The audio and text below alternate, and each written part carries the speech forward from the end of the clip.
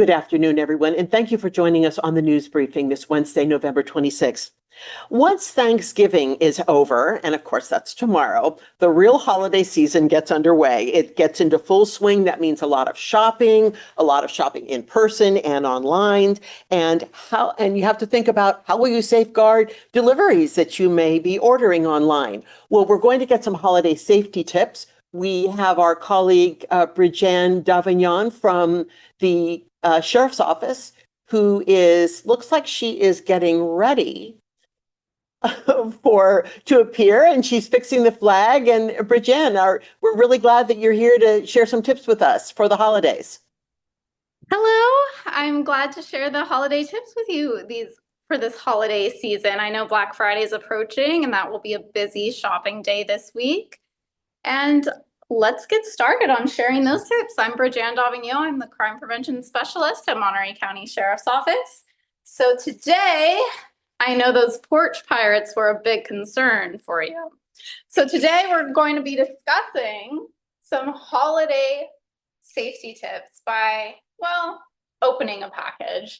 So today we have the 25 stockings of safety. So if we open the package that was sent to the sheriff's office, we have these 25 tips right here. And I will share this document with you later. But these shopping tips are very vital and important to ensure a safe holiday and shopping season. So today we will discuss several categories within our 25 stockings of safety. So one of those major issues that people might encounter is our package protection safety. So how do we ensure that our packages are kept safe over the holiday season? So we want to utilize these traffic tracking notifications that come with our packages. We want to schedule deliveries, and also it always helps to require a signature. So if you're present when these deliveries arrive, or you know when they're coming, that's a very good way to help prevent theft. You could also check with your local post office about hold for pickup services and ensure valuable packages. So if you have something very important to you or valuable that you might be having shipped to your residence, you might just want to have the post office hold that package for pickup at a later time. We also have the option these days, which is really incredible, to have packages delivered to a secure location. So many of those large online retailers have their own lockers or hubs where you can come pick up a package directly from one of those safe, secure lockers. Or you could always utilize a PO box if any package theft is a big concern within your community. And regarding package theft, we also have the Penal Code 530.5 subsection E, and that is one of the penal codes that focuses on mail theft itself. I looked at the crime data, and within the past year, just this past year, we had about 22 cases related to mail theft for some type of incident. It could vary, but somehow that charge was incorporated into various cases. All right, shopping safety tips. So shopping safety is highly important. So shopping safety, you need to stay alert in crowded areas, busy shopping centers. Keep your purses, wallets, and backpacks zipped just to avoid pickpocketing, and utilize perhaps your front pockets just so you have more awareness of what's in your pockets and it's less easy for thieves to potentially grab any valuable items such as your phone or wallet. Avoid shopping alone, especially during the evening hours. You guys might be out there on Black Friday awaiting long lines, and you do have those potential for crowds. So just be aware of your surroundings, have that situational awareness, and report any suspicious behavior to maybe local store security or local law enforcement if it is something that escalates to that degree. Also keep in mind travel and vehicle safety. So remember to park in well-lit areas, have your keys ready. That one is so important so you can access your vehicle quicker and you don't have to stay outside and increase those chances of being a potential victim of a crime. Also, conceal your valuables, keep those gifts and items that you purchase out of sight, perhaps leave them in your trunk just to try to dissuade thieves so there isn't something obviously there that someone might want to steal. You can also, for travel plans, inform a trusted family member, a friend, a neighbor about the dates you'll be traveling. And along with traveling on those dates, let them know when you are planning on returning. And that way, someone could keep an eye on your house, someone you trust, just to make sure there's no suspicious activity occurring around your house. And also avoid posting your avoid posting your travel plans on social media. Lots of people like to get excited and say, I'm going out on this certain date, or I'm traveling to this location. And although it's fun to do that, it might not be the wisest decision, because if there are potential thieves or criminals who might be looking at your suspicious activity, you might want to just be aware that that is a public forum and you don't want to necessarily broadcast that information out when your house will be empty. Also, for home and personal safety, remember to use motion sensor lights and surveillance cameras. That's just an extra added security measure to deter thieves and any burglaries or robberies that could potentially happen. Or if you do engage in the unfortunate circumstance of a robbery or burglary occurring, at least you have a surveillance camera that might help authorities. Remember to always lock your doors and windows, gates, garages, even when you're home, just as a deterrent, just as an extra safety precaution and a safety measure during the holidays. And for in-home decorations, remember to keep walkways clear of any decorations, especially for people who might be more elderly or senior citizens. Those cords, if they're in a walkway, they could cause a falling hazard. So just be careful, because you don't want to trip over any decorations. So just be mindful when you're decorating your home as well. And then for scam awareness and online safety, that's a really big one this year. So just remember to watch for any fraudulent shipping notices via email or text messages. These often occur with suspicious links within them, but they look very real. So definitely be aware of these phishing emails. Use two-factor authentication on your email logins. So you might have already seen that on some of the email accounts that you use. Remember to monitor bank accounts, set up fraud alerts. So that's a really easy way to get immediately notified if someone may have used your card or your PIN number without your knowledge, if it had somehow been stolen by someone. Also, a really important one is to be aware of gift card scams. These have occurred within Monterey County in the past, especially targeting our senior citizens. You might remember in August of last year, there was a quite rather large phone and online scam. And it primarily targeted senior citizens. And those senior citizens lost a collective $97,000 through those scams. So just remember that these things do affect real people within our county. So just be aware that those gift card scams do occur. So when you do purchase gift cards, be mindful of any physical tampering when you purchase those gift cards in the store. Also remember not to submit information to gift cards, because it will never act like that, or to some online forum. So just be mindful of those type of things. So tampered gift cards, scammers will request you to potentially pay via gift card, but any reputable law enforcement agency, any other agencies such as utility companies, they will not ask you to pay in gift cards. So just be aware and be mindful of that. Also, I know Hitchcock Road Animal Services was on the agenda, so they'll be talking more thoroughly about pet safety.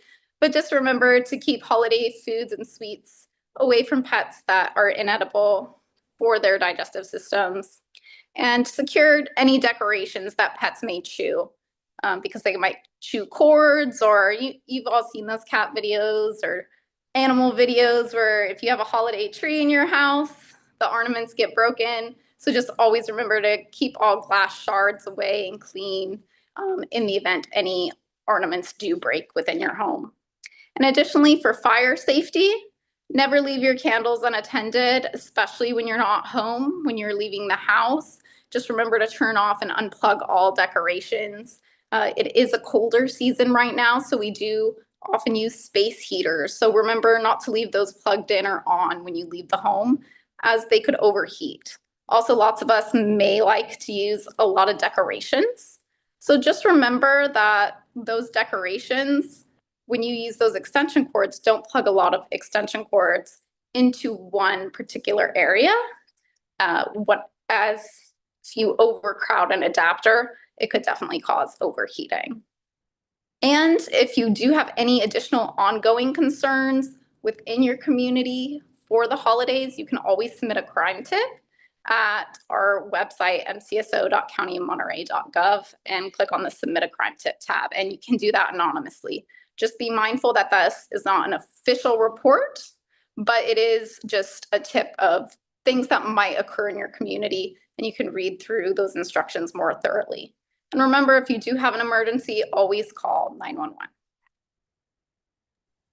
BridgeAnne, thank you so much. You had a lot of tips there. You opened up a big box and you got through them really quickly. From what you've gathered, what do you think is the number one concern for people this holiday season in terms of safety? Is it the porch pirates? Is it the scams? What are you hearing? I think it really depends on your personal shopping habits. If you are an online shopper, from my personal experience, my sister, she often does a lot of online shopping. So she utilizes that safety measure at a PO box to collect her packages just for that extra measure of security. So those are really good things to keep in mind.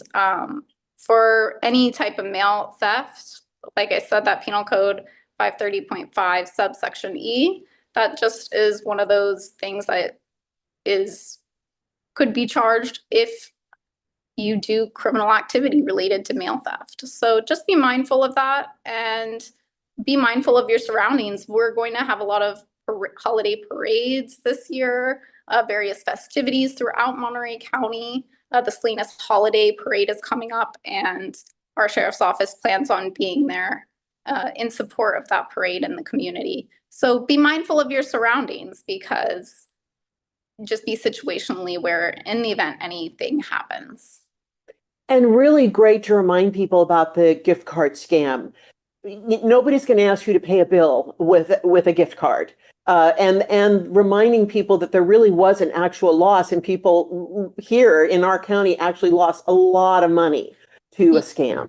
And then, like that scam in August of 2024 of last year, that was a lot of money. $97,000 collectively was lost. And within that incident, the scammers were actually showing up to people's homes, posing as officials, law enforcement officials, or the Federal Trade Commissioner. So these officials won't come and ask you for money. I know we also have the issue of people who often try to impersonate law enforcement, and they will actually research and obtain the legitimate names of our deputies and act as those people every so often, and act like they're a real deputy asking to collect money. And that is something the sheriff's office will never do.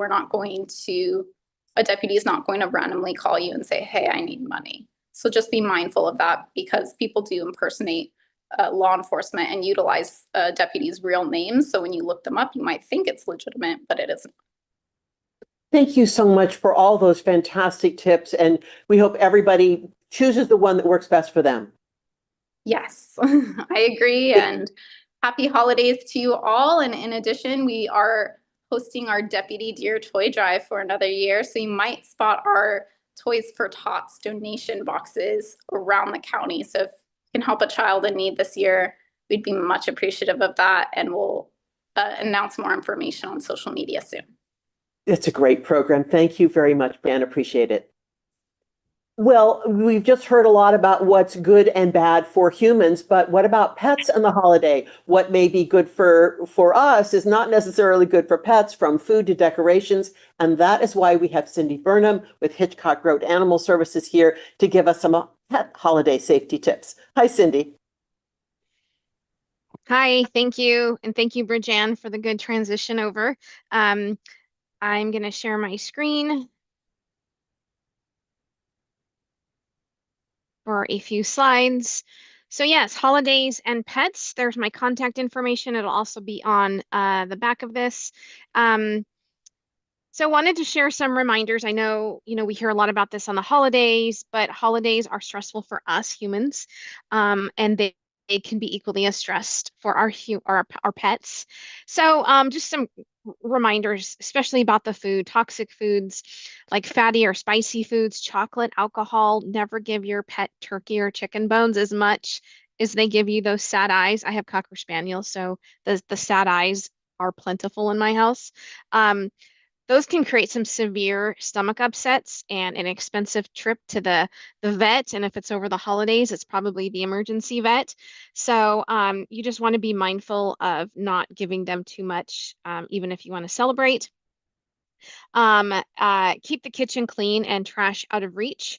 For those who have, external or trash cans that sit outside your cupboards or something, make sure that the spicy, fatty chocolate and stuff that's in the trash doesn't get into their mouths. So, and then one thing I think people don't put enough emphasis on is the impact that holiday guests and the stress and anxiety it can cause for pets.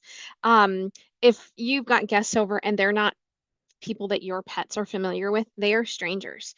And, expecting your pets to react to them, even if they're family, can cause a lot of stress and anxiety for your pets. We see an increase in bites, usually around the holidays, because your pets don't know your guests. And so give them time away. Notice if they're being stressed, if there's a lot of panting or licking of the mouth, and just kind of just this look of I'm not okay.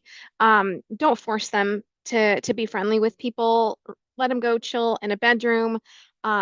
And just not setting them up to fail. It is a lot, and I think people don't appreciate that you know our family and stuff, we understand the relationships, but to our pets, they're strangers. If you're traveling, most people are probably traveling right now and not listening, but traveling is also stressful to your pets. So if they are coming with you, make sure you have safe places for them. Make sure your ID is current with a cell phone number. The first thing people are going to do is look for a tag with a cell phone, and if make sure it's a cell phone that somebody will answer. If you haven't updated your microchip already, that's important.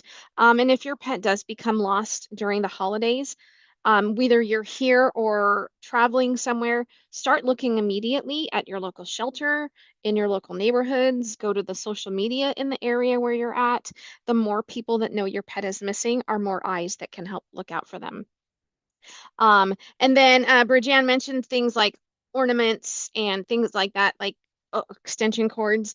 Um, as we get into the Christmas season and trees are decorated and all the fun stuff, just yeah, make sure that they're out of reach from your pets. If you have a pet that's a chewer, then you're gonna have to get really creative.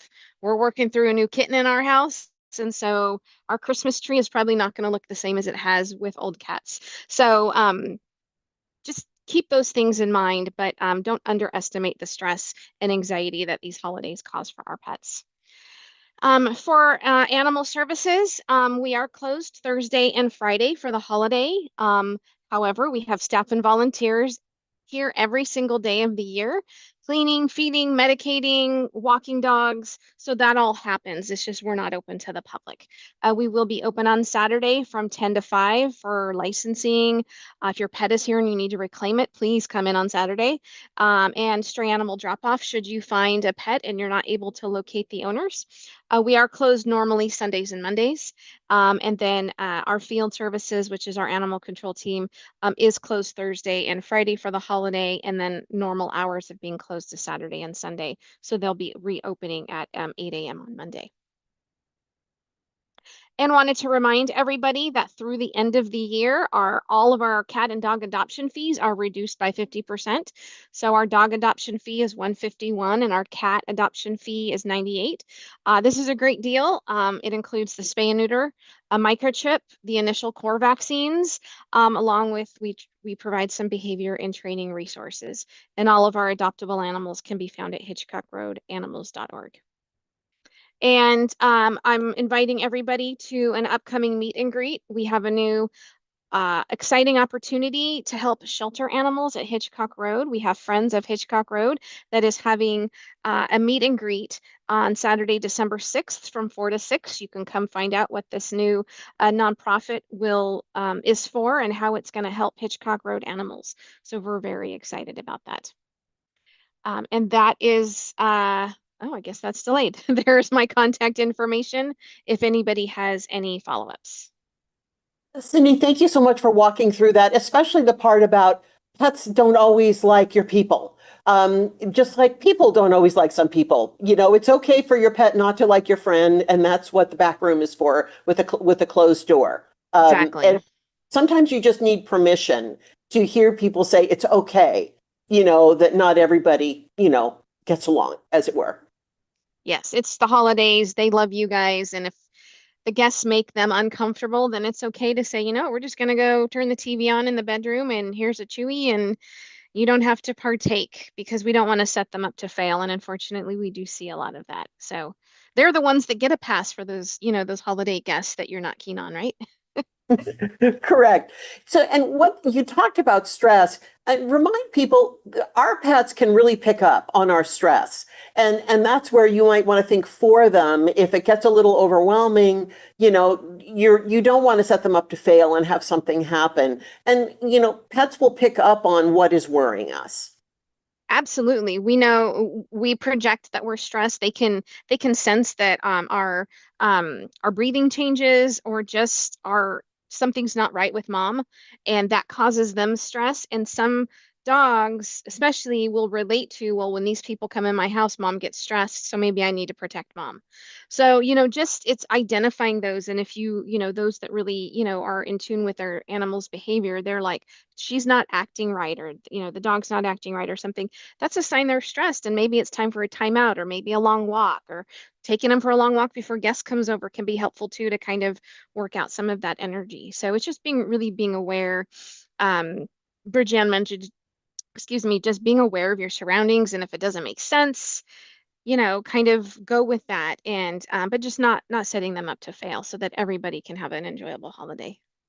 And congratulations on the creation of Friends for Hitchcock Road Animal Services. I hope everyone will go out to your meet and greet and find out. I know it's been a long time coming and it's been in the works for quite a while. And so just congratulations. Thank you. We're very excited. Right. And now on to our last topic. We have been hearing a lot lately about support for food banks and food insecurity projects.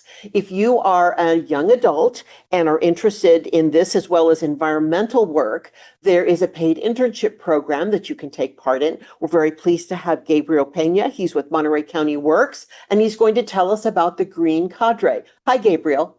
Hi. Yeah, thank you guys.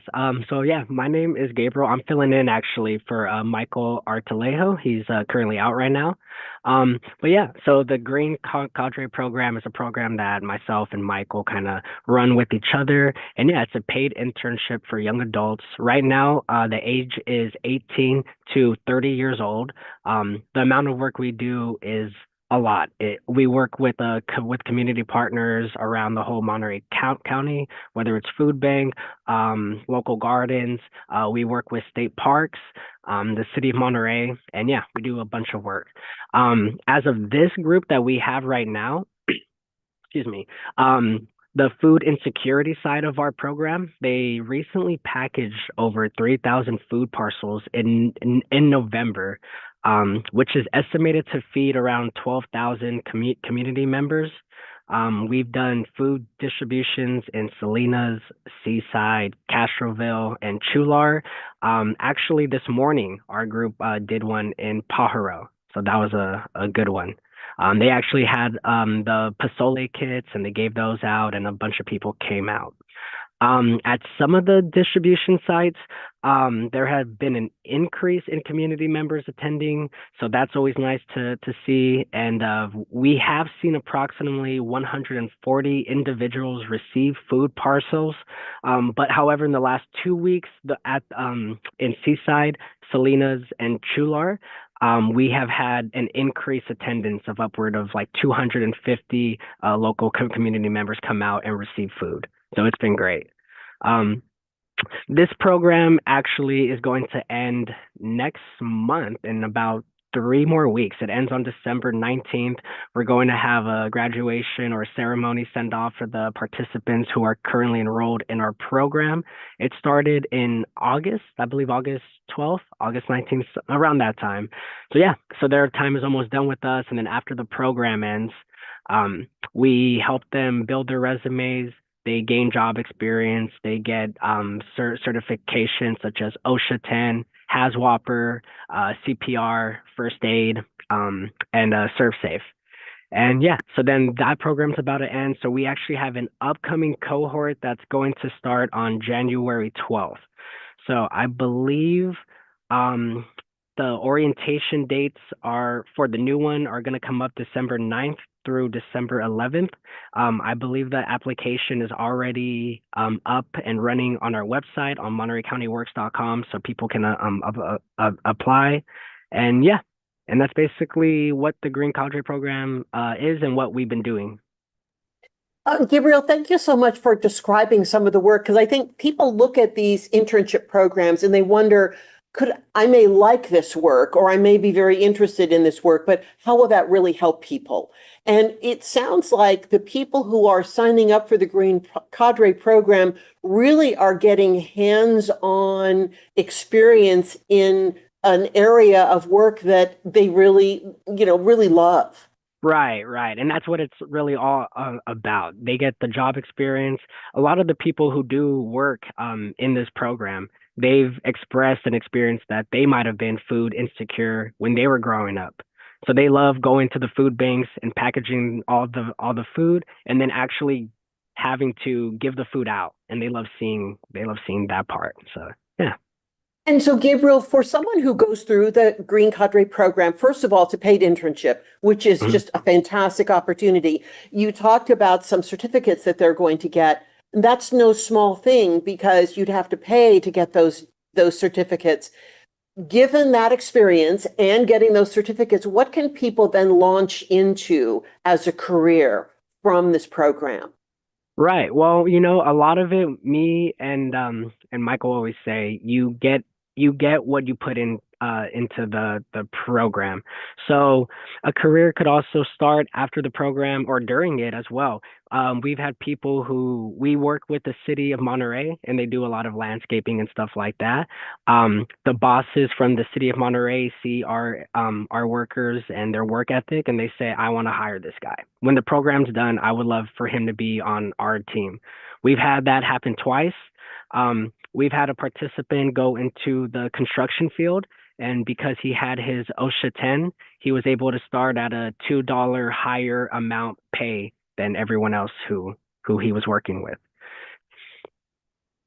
And we've had participants who have gotten hired from the state parks. We work with state parks, so we've had at least 4 or 5 people who work with the state parks now, which is an awesome job because they take out a lot of invasive plant species, plant native ones, and they get to work at awesome places like Big Sur and Point Lobos and stuff like that. Like being on vacation and getting paid, right? Yeah, their beach is their backyard. Yeah. So the end result of this is, while people can feel good about participating in a program that may really fit their values, something that they really love to do, there's actually an end game. It's not just a dead end, an internship that's just going to end saying, oh, I had this really great experience. They really are able to take this experience and move into a career of some type. 100%. And that's what the whole program is really all about, is finding a long-term employment once we're done here.